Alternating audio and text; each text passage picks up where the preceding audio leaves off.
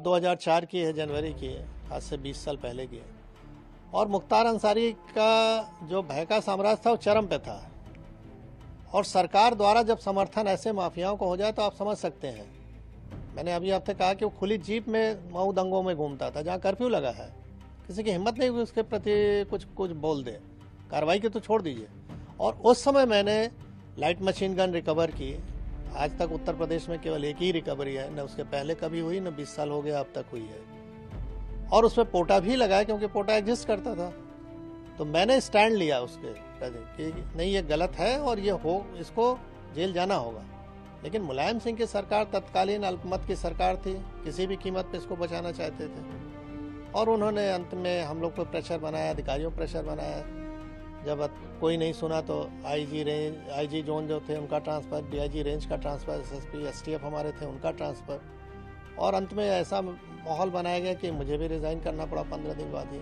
लेकिन मैंने रेजिग्नेशन में लिखा और जनता के सामने इस चीज़ को रखा, आप लोग के माध्यम से, कि देखिए जनता पॉलिटिकल सिस्टम में आप ही ने चुना है इस सरकार को, और किस तरह की ये सरकारें चल रही हैं कि जो माफियाओं के निर्देश पे काम कर रही हैं। हम लोग चुन के आते हैं, सेलेक्ट होते हैं, यानी जब तो बोला जाता है कि आप पब्लिक सर्वेंट हैं। आम बोलचाल की भाषा में हम कहते हैं गवर्नमेंट सर्वेंट है, और हो गए हम पार्टी के एजेंट अगर काम करें जिस तरह से वो कह रहे हैं।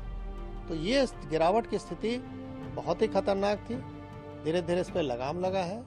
न्यायालय में अब निर्णय आने लगे हैं जो कभी नहीं आते थे, दशकों तक, 2-2 दशक तक नहीं आए, अब आ रहे हैं 3-3 दशक के बाद। तो स्थिति बदली है, नो डाउट। और उसका नतीजा आप लोग देख रहे हैं कि अपराध में कुछ भी हो रहा है। सर, क्या लगता है उस समय कितनी बड़ी चुनौतीपूर्ण रही कार्रवाई मुख्तार अंसारी पे आपने की, और आज जिस तरह से आपने कहा न्यायालय में निर्णय आ रहे हैं, कानून व्यवस्था जिस तरह से है, उस समय अगर वो ऐसा रहता तो क्या उस समय मुख्तार अंसारी पे कार्रवाई हो सकती थी? नहीं, स्वाभाविक है। अगर शासन प्रशासन, हम तो किसी सपोर्ट की भी उम्मीद नहीं करते थे, हम तो अपने दम पे रिकवर किया, मैंने अपनी टीम के साथ। तो हमको सपोर्ट की जरूरत नहीं है, हमको तो हम ड्यूटी है मेरी, हम कोई मेहरबानी नहीं कर रहे थे किसी पे।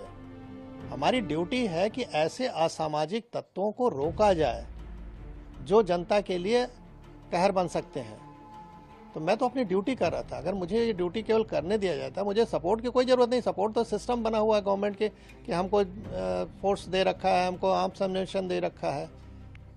तो हम तो अपना ड्यूटी अगर खाली निभा दें ईमानदारी से तो जनता को अपने आप राहत मिल जाए। कहावत है कि पुलिस अगर चाहे तो पत्ता नहीं खड़क सकता, ये हकीकत है। मैंने एज ए डिप्टी एसपी, बहुत छोटा पद था, बड़ा पद नहीं था, लेकिन जहाँ भी रहता था 3 से 4 थाना क्षेत्र जो भी मेरे अंडर में रहे, उसमें किसी की हिम्मत नहीं है, मजाल नहीं थी कि कोई माफिया आके इंटरफेयर कर ले और कुछ वारदात कर ले, क्योंकि उसको मालूम था कि इस अधिकारी के मत्थे चढ़ गए तो हमारी जान जानी है, हम बचेंगे नहीं। आपकी कार्रवाई के बाद फिर आपने दबाव बनाया?